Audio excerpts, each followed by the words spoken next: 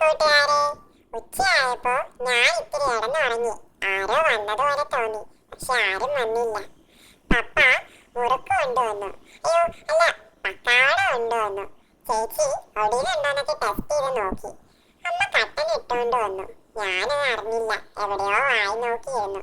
പിന്നെ ഞാൻ ശ്രദ്ധിച്ചേ. അങ്ങനെ ഞാൻ കഴിക്കാൻ തുടങ്ങി. അമ്മ എനിക്ക് വാരി തന്നു.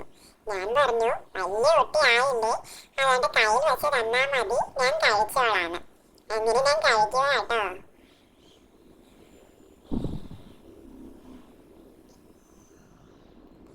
അങ്ങനെ ഇരിക്കെ എനിക്കൊരു വലിയ പീസ് കിട്ടി.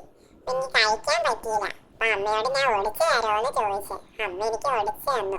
കുറെ കഴിച്ചപ്പോ എനിക്ക് മതിയായി. അങ്ങനെ ഞാൻ സ്റ്റോപ്പ് ചെയ്തു. നിങ്ങൾ ചായ കുടിച്ചോ?